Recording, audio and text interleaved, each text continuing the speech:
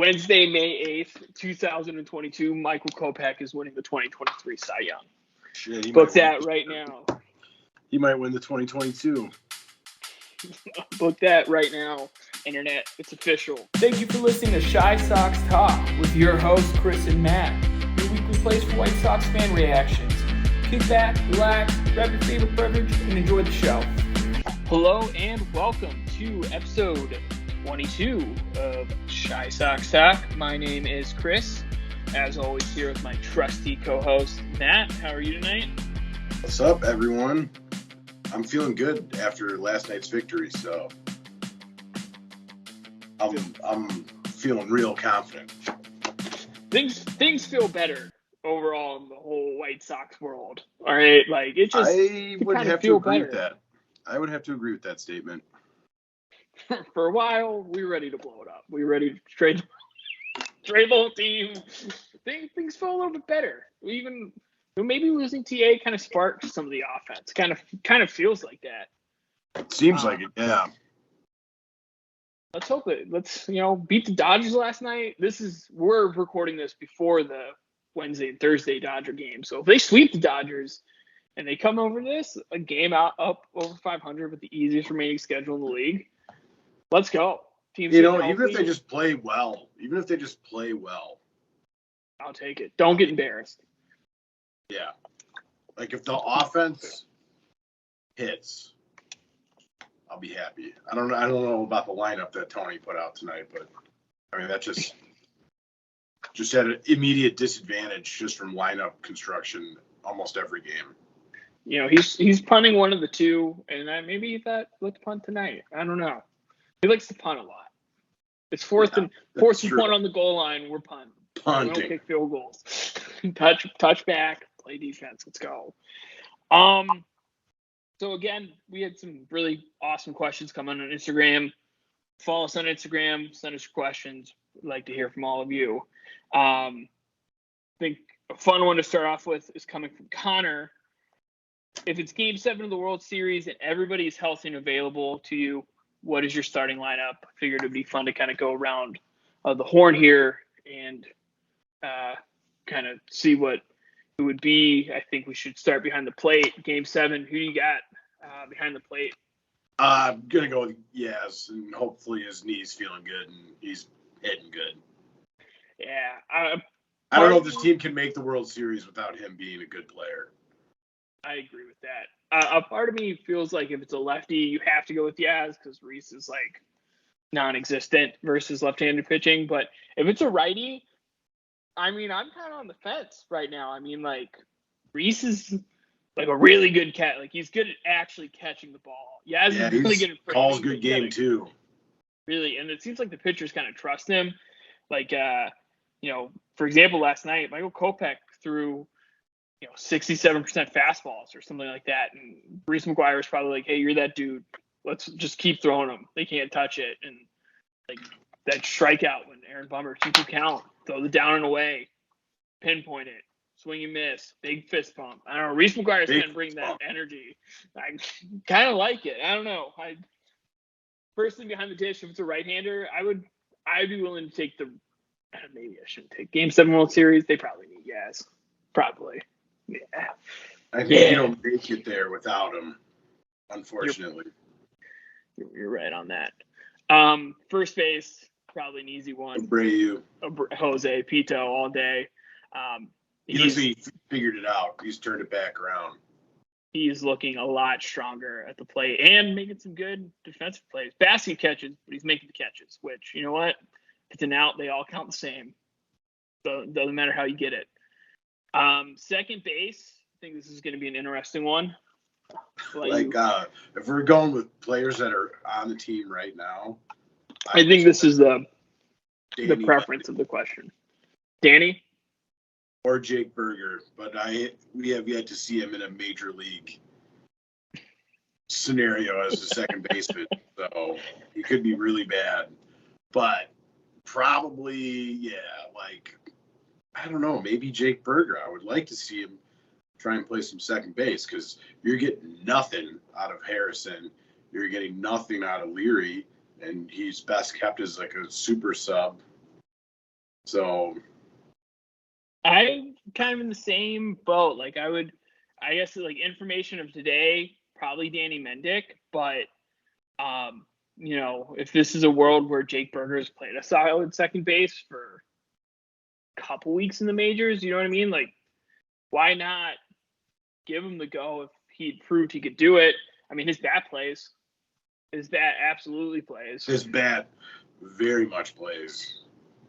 I mean, there's a scenario where you could be starting Andrew Vaughn in right field over AJ Pollock and having Jake Burger DH, but like either he would definitely be my DH also. Burger would be. I would have him as the DH in Game 7. And you could double sub, let's say hypothetically 8th inning, you could double switch AJ Pollock and then put Vaughn at DH. I think those rules allow it. Vaughn being, and I might get some blast for this, probably the best hitter on the White Sox, including Tim Anderson. Yeah. Probably the best hitter. He's got more power than Tim. He's got on the more White power Sox. than Tim. Saw a stat on Andrew Vaughn. Not sure if it's changed in the last few days. It might have. At the time, he was the third best hitter, but I would be willing to bet he hasn't fallen out of the top 5. Top 5 major league best when seeing a pitcher 2 or more times in a game, which means he just adjusts. He looks like everything we thought he would be. He's he really might be putting it together. Balcanerco 2.0. He could be. He could be. I know that's a big ask, but honestly, like, he's a natural hitter. Like, he just is. Got a beautiful swing. It's the same every single time. Shortstop, pretty easy one. 3-2-1. Leury Garcia. Tim Anderson. Obviously, it's Tim and short. You're probably leading you off. At third, I still put Yoan Moncada there. I still believe he's going to pick it up. His defense is also way too good. Love plays.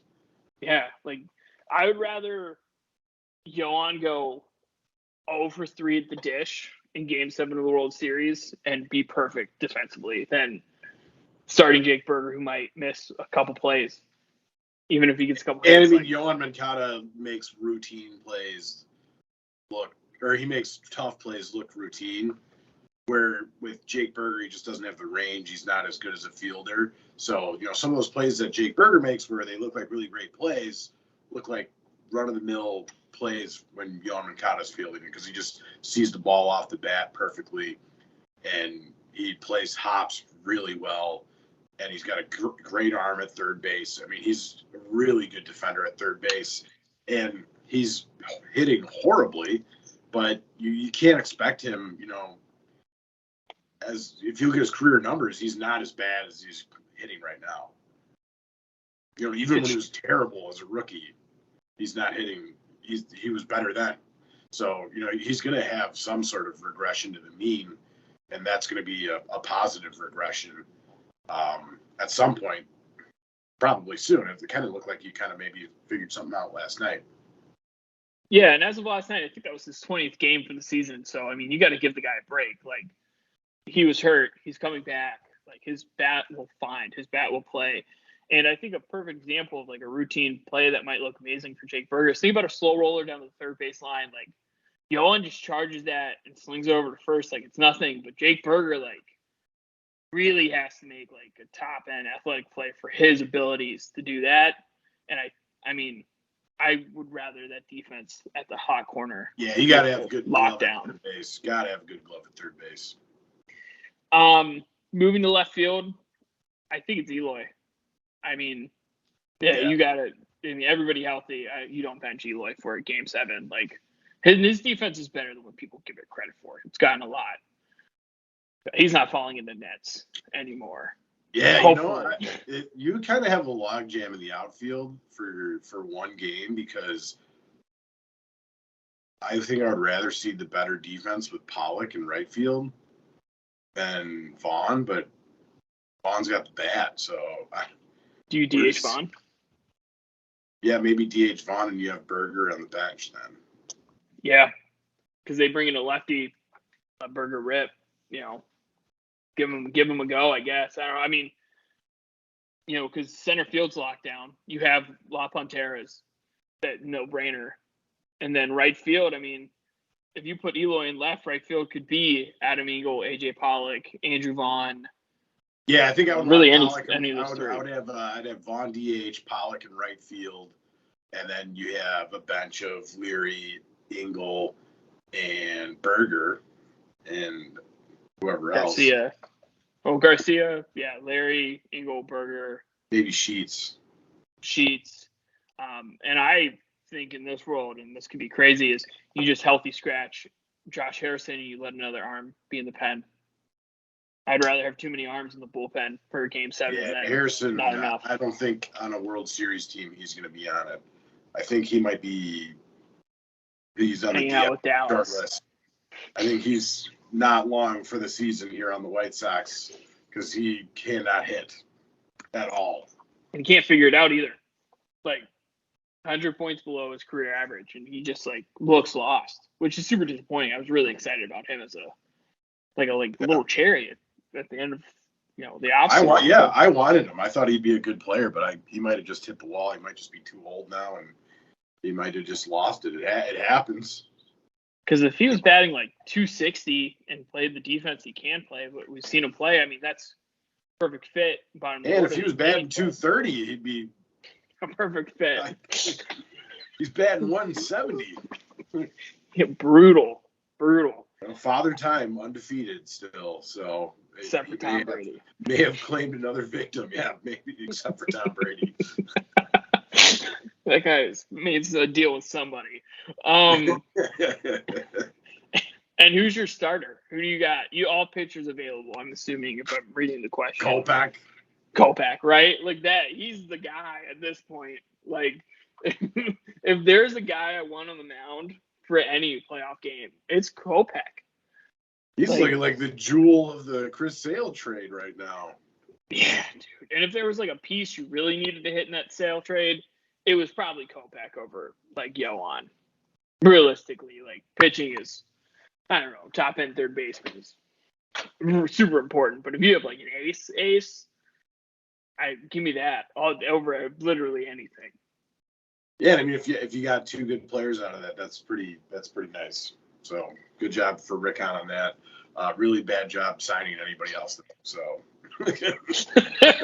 really bad for the past 3 years. F on everything. And this kind of brings us into our next, question from Pat.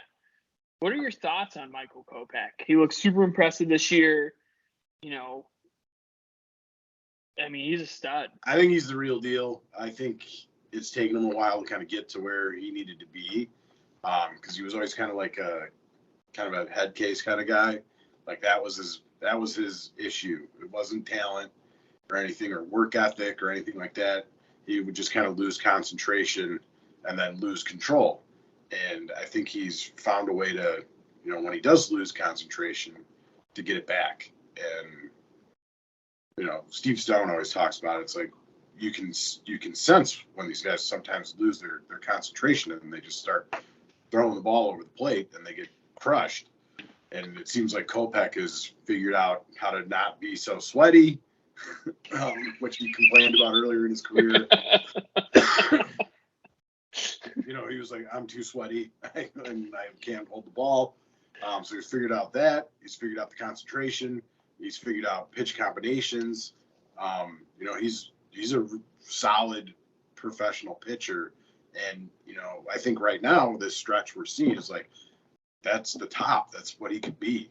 He could be a shutdown ace that gives up a hit a game or two, or it just gives up no runs, and he just strikes people out.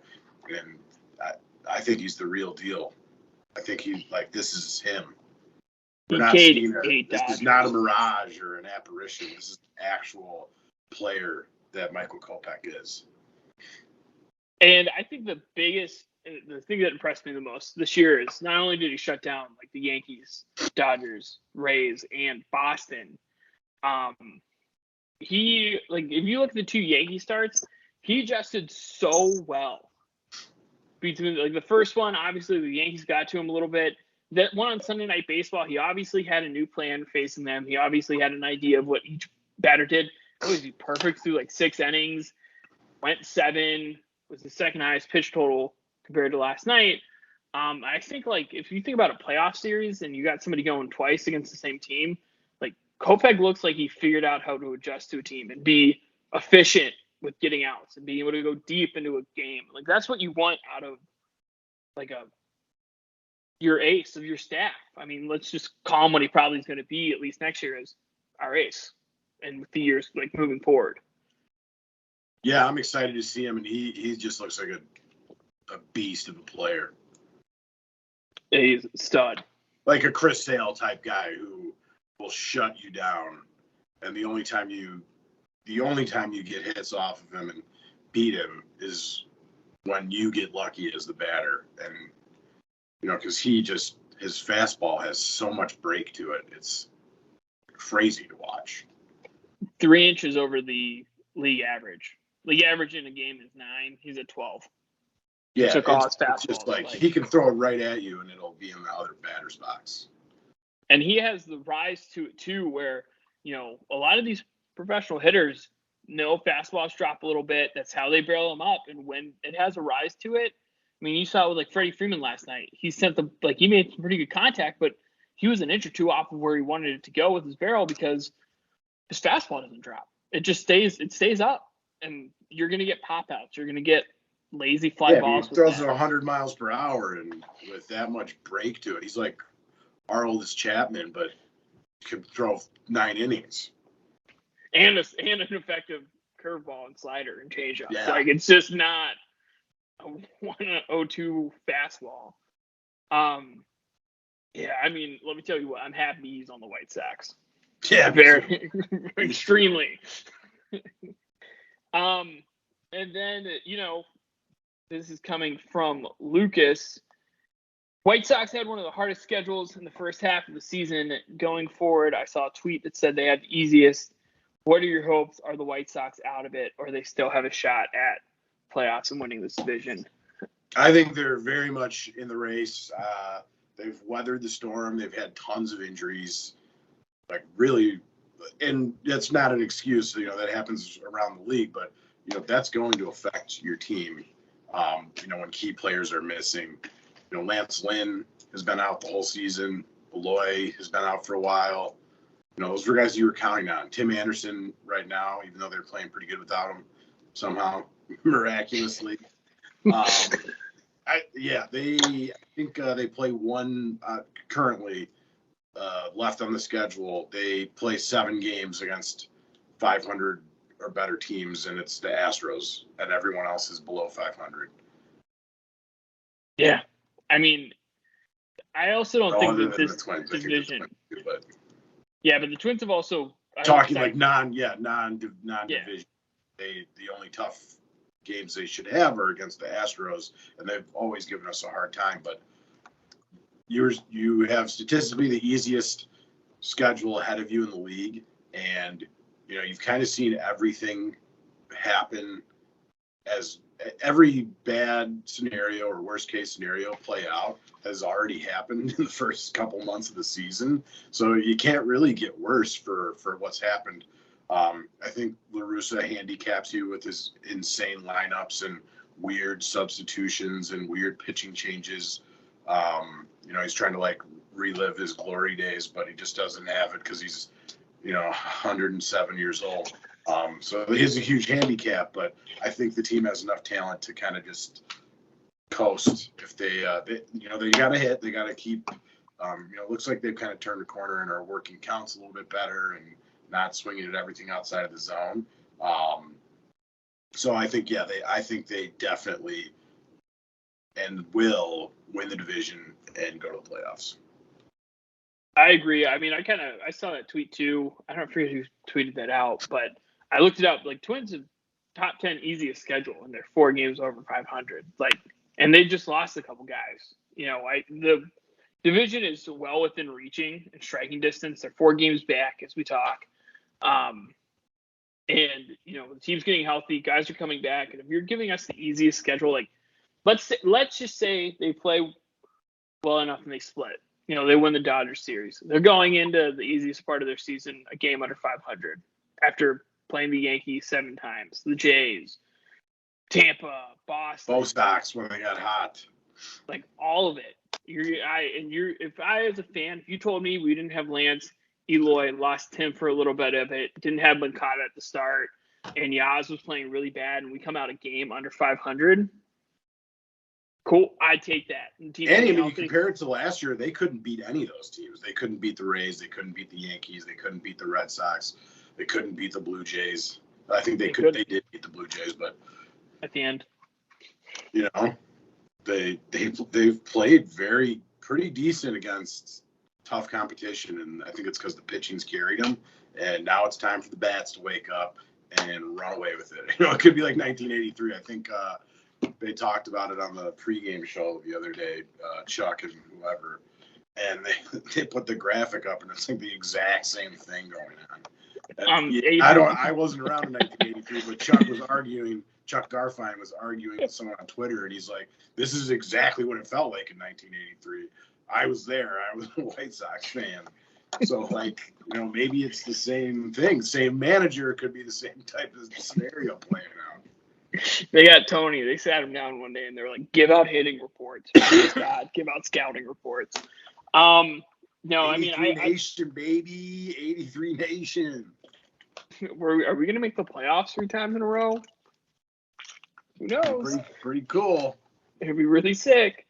And then this kind of our last question here, which I think is one of the more interesting ones we got, comes from I'm gonna butcher this name, and I'm really sorry.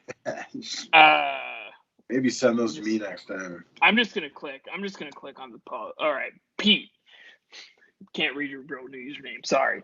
The White Sox offense has looked much better ever since the Toronto series. Losing Tim, thought it would be looking way worse. What are your thoughts on that and anything that sticks out to you guys? You know, sometimes when a key player goes down, other guys kind of focus a little more, and they're like, I need to pick up the slack here. Like, you know, we don't have the guy who's going to set the table every time coming up.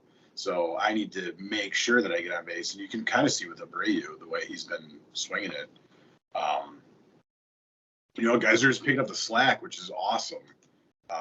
It really kind of shows the team has a little bit more depth than I thought.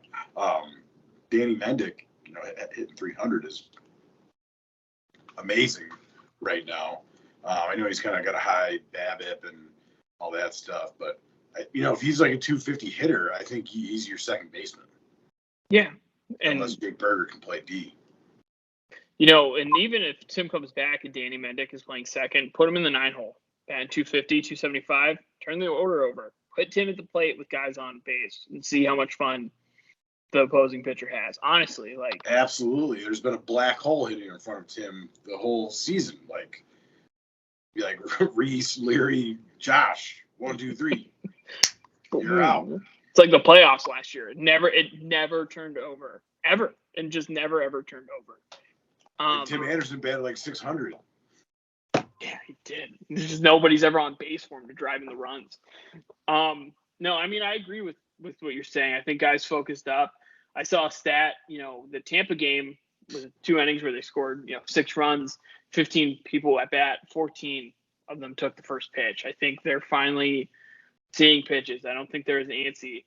And the other thing is they might not be they're getting a few more hits, you know, probably naturally because they're playing better. But, you know, it's not like they're going from like 7 hits a game to 12. They're going like 7 to 10, but they're stringy hits together. Like they're finally not just like getting 1 hit, outs, 1 hit, outs, 1 hit. They're getting 3, 4 hits in a row. And that is last night where the run. 3 hits in a row. And the game that's all you need. You need 2 innings where you can string hits together. Would you like to do it every inning? Yeah, that'd be awesome. But really, you just need 2 or 3. And it's contagious. You know, hitting is contagious. They say it. Yeah. There's a reason they say it.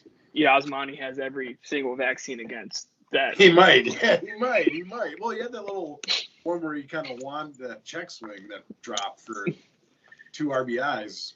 That's the kind of all I need. That's the kind of thing that happens to you, then you go on a streak, a heater afterward.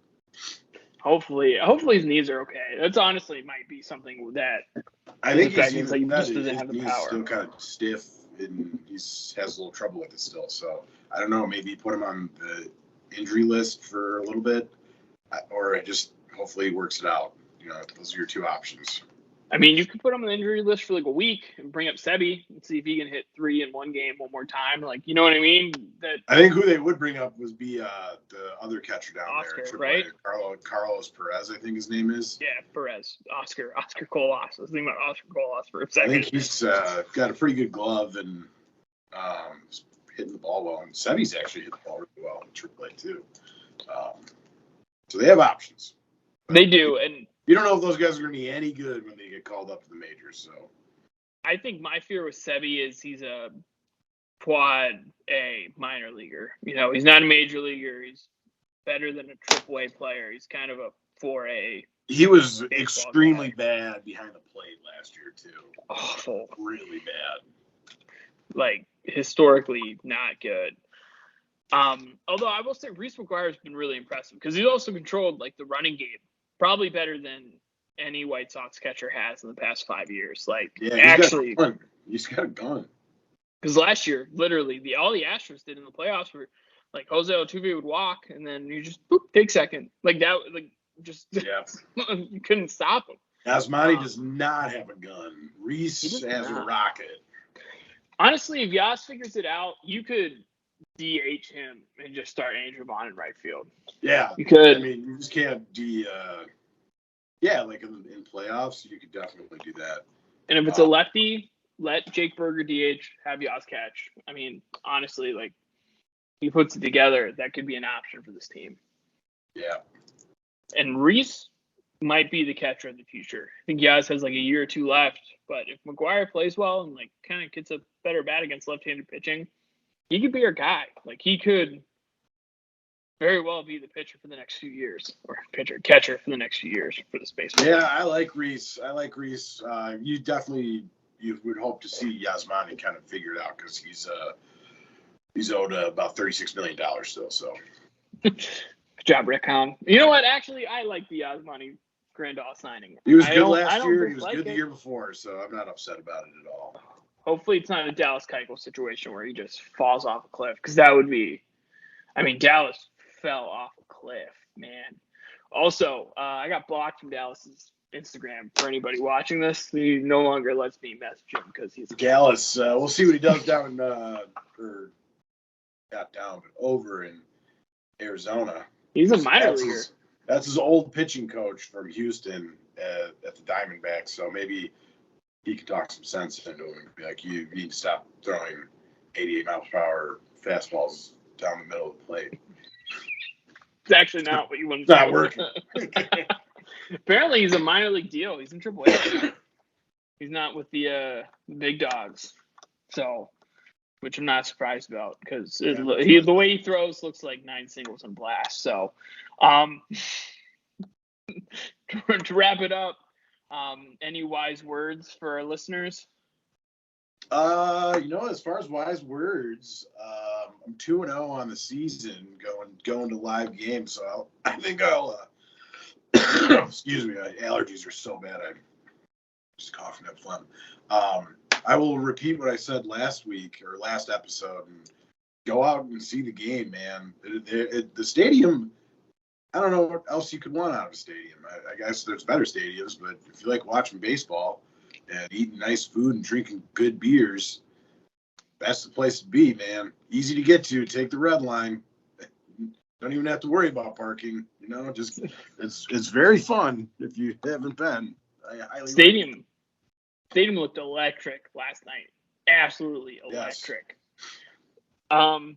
I look both ways when you cross the street. Taxis don't slow down. Almost learned that yesterday. Take care and brush your hair like the TikTok Italian guy.